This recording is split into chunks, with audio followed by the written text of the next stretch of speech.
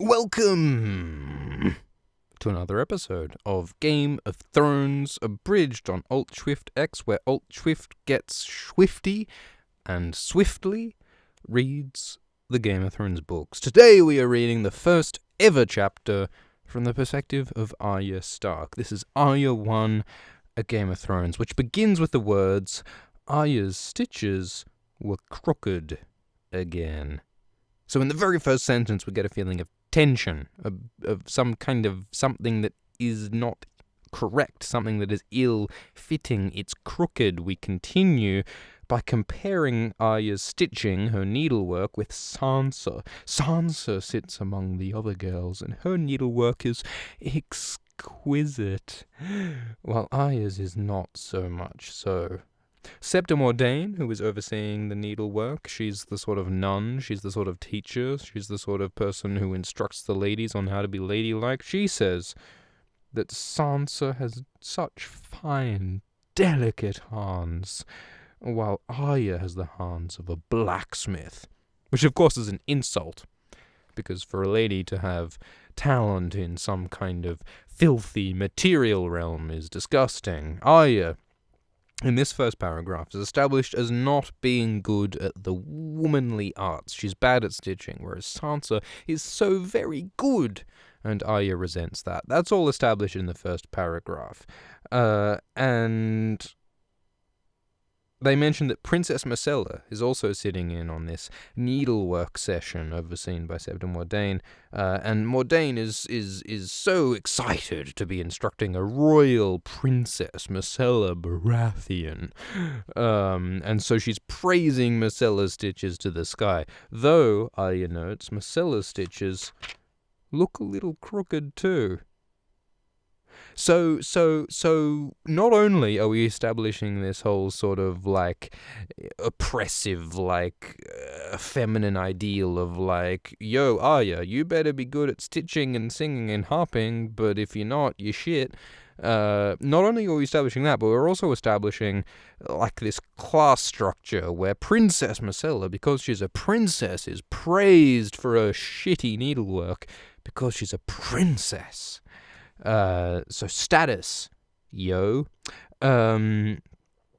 And so Arya's like, oh, fuck, the needlework, this isn't fun.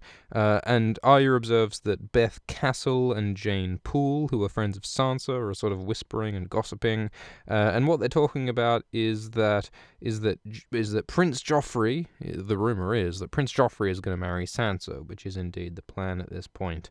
And Arya feels a little alienated from this social group. And Arya mentions, she has to sit with a little fat one. Who's the little fat one? Tommen. Yeah, little spherical Tommen. Poor sweet Tommen. Who of course in the show is like fucking 14 or something, but in the books is quite young indeed. I think he's like 8 or something thereabouts. But anyway, so Arya feels resentment for how Sansa is so praised all the time while she's thought poorly of for her stitching. And yeah, the girls are gossiping about, like, oh, Sansa's gonna marry Joffrey, it's gonna be so wonderful. And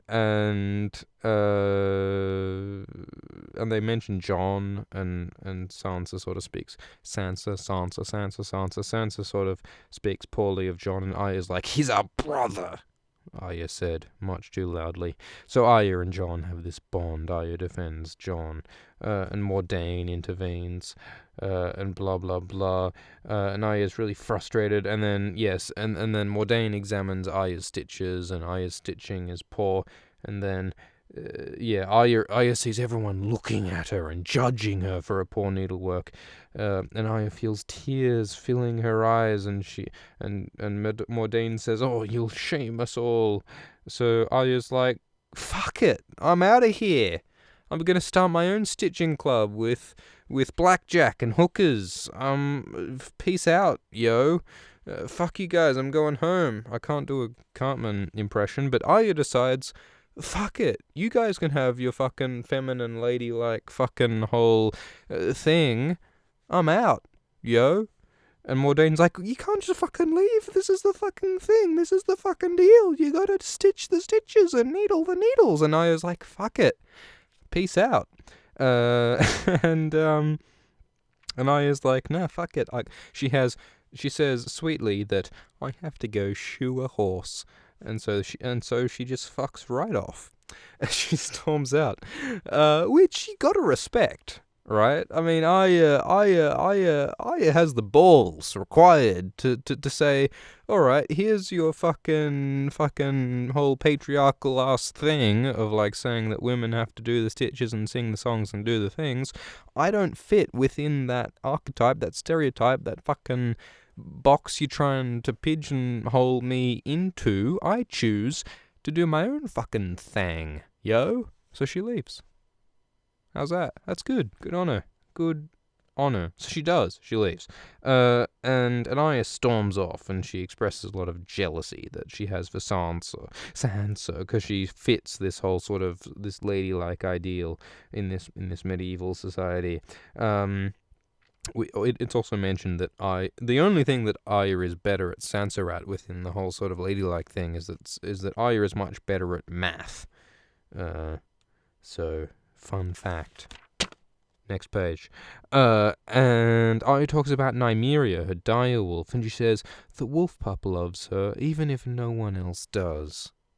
So Arya is indulging in a bit of moping, like her half-brother Jon. Arya does feel a bit hard done by, even though she's better off than most. But she has a nice relationship with Nymeria, and she mentions that she named the direwolf Nymeria after the warrior queen of the Rhoyne, Nymeria, who came from Essos over to Westeros and married a Martell and sort of was a large part of the founding of sort of Dawn, sort of. And so Arya has this cool backstory behind the naming of a direwolf, while Sansa named her direwolf Lady, which is like the most fucking banal ass shit you've ever heard. Lady is such a lame name for a direwolf. But that obviously says a lot about Sansa's personality, because she totally swallows this whole sort of story about what a lady should be in this society, while Arya does not. She embraces Nymeria, this figure of like female martial power and like independence and like going out and fucking doing shit, yo. Nymeria was a sailor. Nymeria was someone who sailed off from one continent to another, a settler, an adventurer, a colonist, which sort of corresponds to what Arya says in that episode of season 6, where she says to Lady Crane, "Oh, I'd like to sort of sail west and sort of discover new shit and be an adventurer and an explorer." So there's sort of a correspondence there. But yeah, anyway, so Arya's like, alright, fuck this needlework, I want to go see something cool. So she decides to go watch the boys, who are currently sparring in the yard, because of course the girls needle while the boys sword fight.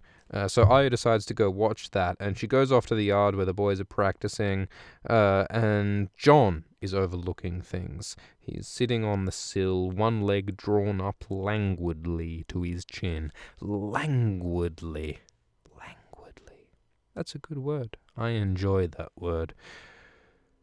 But Jon is watching as well, and Arya's like, well, why aren't you fighting? And Jon's like, oh, well, bastards aren't allowed to damage young princes. So we've got another, like, status, social fucking boundary going on here. Not only are the women expected to needle while the boys expected to fight. Not only are the princesses praised while the common folk criticized, but the bastards are excluded while the true born are allowed to participate. There's this chapter really focuses on the sort of multi-tiered, so it's like a fucking sociology class, man. This is like university sociology year 1, where they're all like, yo, patriarchy, yo, fucking status, money, race, all that shit. It explains everything. There's no single material, physical explanation for what's going on. There's no equality. Everything's determined by color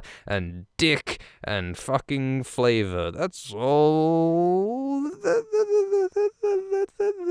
there is. it's slightly more complicated than... Anyway, so watching cunts fight is the point. So King Tommen is sparring with Bran, and Robb is sparring with Joffrey. And they have this amusing description of Prince Joffrey, Prince Tommen, rather, because Tommen is so padded with armor that he is positively round. He's plump to begin with, but with all the armor, he's positively round. And Roderick Castle, with his magnificent whiskers, is overseeing all this. And I wish I had magnificent whiskers. And so they're sort of doing shit, and there are a bunch of people overlooking. There are Lannisters, there are Starks. Theon Greyjoy is overlooking with a look of wry contempt. So it's interesting that, like, Jon and Arya bond over their, like, mutual social alienation. Jon as a bastard and Arya as a woman who doesn't really fit into the sort of feminine ideal. But Theon doesn't bond with Arya and Jon. He's alienated by virtue of being a Greyjoy and not a Stark, an Ironborn, a foreigner. But Theon seems separate from them all. So it seems that Theon's strategy for dealing with social alienation is to be contemptuous and to be like, fuck, I don't need you cunts, I'm like such a cool dude in my own right, I kick beheaded heads, I don't give a flying fuck, cunt. So Theon's shield is arrogance, is sort of part of his deal. Which as we learn later, doesn't work out very well for him. There are lots of different strategy, like lots of the POV characters in Game of Thrones are people who don't fit into mainstream society, and they have like people like Brienne and people like Theon and people like Littlefinger, like all these people who don't fit into the narrow social roles that they're expected to fulfill. And they all have vastly different responses to that alienation. And we see these sort of variety of different ways that things work out. And spoiler, a lot of them don't work out that well. So, yeah, like, Arya's like, fuck, this sword fighting shit is a lot cooler than needlework, eh? And so Arya and Jon are chatting, and Jon makes a comment. Also Jon ruffles Arya's hair, and Arya flushes. Jon and Arya have always been close, which is sort of, on one hand, like this nice sort of expression of familial bond, of friendship, but on the other hand, you know how George R. R. Martin had that early outline of Game of Thrones that was like leaked or published, and it mentioned that George's original plan was to have a love interest relationship between Jon and his half-sister Arya, which is A, fucked up, and B, throws in a different light these comments about Arya and Jon's closeness, which is a bit of a worry. There are lots of those sort of like relics in this first book of earlier plot plans that George R. R. Martin had before he got into the later books, where things sort of changed and were improvised. Anyway, moving along, because this is, of course, an efficient reading of the Game of Thrones book. The point is that Jon and Arya are close, and they're watching the fights happen. And Arya is like, man, it sucks that I had to do this needlework shit. I'd rather be doing this sword fighting shit. I'd be good at it. Fuck the patriarchy. Hashtag topical politics, yo. And blah blah blah blah blah. And they sort of talk about how the Lannisters have their arms, their heraldry, their sigils, and they're sort of proud of it. The woman is important too, Arya protests. Blah blah blah. And Jon has this great sort of this line about how girls get the heraldry but not the swords. Bastards get the swords but not the heraldry. I did not make the rules, little sister. Which sort of cements this idea that this chapter, Arya 1 of Game of Thrones, is very much about the social structures in Westerosi society. Gender, status, bastardy, these are all the factors that influence where you are and what you're allowed to do and what you're expected to do in society. For some people, like Sansa, it works, at least for a while other individuals like Arya and Jon don't really fit into this system. And it, hashtag, sucks for them. They discuss that. Robb and Joffrey fight. Joffrey's being an arrogant twat. In the words of Jon, Joffrey is truly a little shit. Except he doesn't know the half of it based on what Joffrey's about to do later. So shit happens. They're sort of fighting. And then Sandor Clegane, the Hound, is introduced. He's one of the people overwatching this sparring. And Sandor boasts about how, I killed a man when I was 14 years old. And Joffrey and the Hound are taunting Robb. And Robb falls for the taunt. And his pride is wounded, and he curses at the Prince Joffrey, and Robb gets enraged by all the bullshit Joffrey's spouting, Joffrey's taunting. And so Robb sort of goes off his nut a bit. And it's only by Theon holding Robb back to stop Robb from fucking attacking Joffrey. Theon holds Robb with an iron grip, which possibly alludes to his being ironborn, Anyway, blah blah blah blah blah. So they stop fighting because Robb got too mad. Robb got triggered. And then Jon and Arya are still talking, and Jon makes this comment to Arya saying, when Septa Mordain finds that you fucking ran away from her needlework lesson, she'll lock you up and make you needle forever. When the spring thaw comes, they will find your body with a needle still locked tight between your frozen fingers. So Jon is foreshadowing the death of Arya Stark. Man, I'll admit, I'm convinced Arya Stark is fucked. I think she's gonna die, because she's so far gone. I mean, we're talking about, the later books, the later seasons now. Arya is this fucking identity-deprived, killing machine, cult-inducted, fucked up kid. I can't imagine her, settling down into some kind of, healthy domestic familial relationship, I think something terrible will happen to Arya, and Jon's words in the first Arya chapter will be proven true, I suspect. Although, of course, not all of this foreshadowing comes true. One of the other things that George mentioned in his early outline of Game of Thrones that was leaked/released was that originally Robb Stark and Joffrey Baratheon/Lannister were going to fight on the battlefield. And so this scene of Joffrey and Robb sparring was sort of foreshadowing of that, though, of course, it never actually came to pass. So, you're welcome to question the foreshadowing, but I still suspect that Arya will die. Anyway, Arya's complaining about it's not fair that I have to do this needlework shit that I hate when I'd rather be sword fighting, and then Jon says nothing is fair. So again, this chapter is all about these fucking social hierarchical systems that are going on. And then they sort of fuck off. They part. Jon and Arya part. And then Arya's like, fuck, I've been caught by the Popo, which in this case is Catelyn and Mordain, yo. So she's been caught for a crime of leaving the needlework class. And she sort of reflects on how much of a problem this is for her, that Septa Mordain and her mother are confronting her for her tardiness. Isn't tardiness a fun word? And so one of the things that's sort of funny about that is that, Arya's concerns at this point in the story, the thing that she's most concerned about is, oh no, Septa Mordain and her mother Catelyn are a bit miffed by her exit from the needlework class. Fucking fast forward into book 5, and her concerns are more like, how can I best assassinate Raff the Sweetling? How can I best survive this fight in at the crossroads with Sandor Clegane?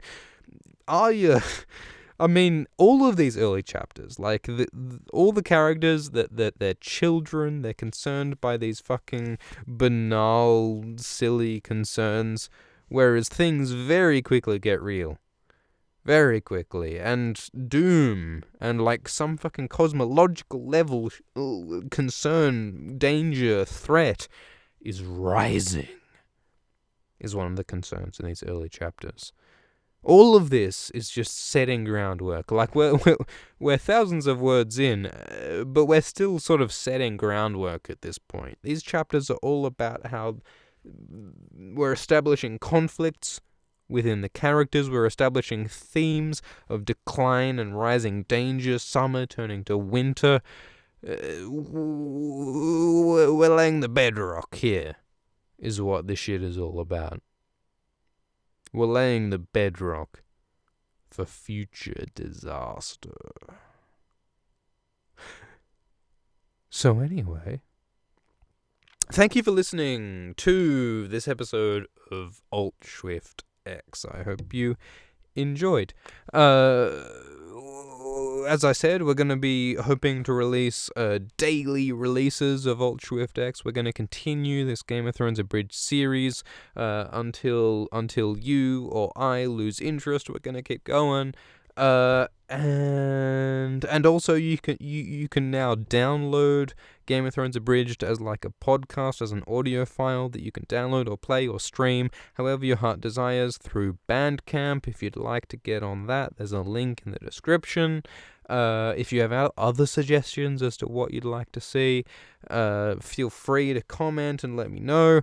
I'm also thinking of doing some kind of abridged series of like maybe the TV show, like we could do some kind of video of that. There are lots of possibilities.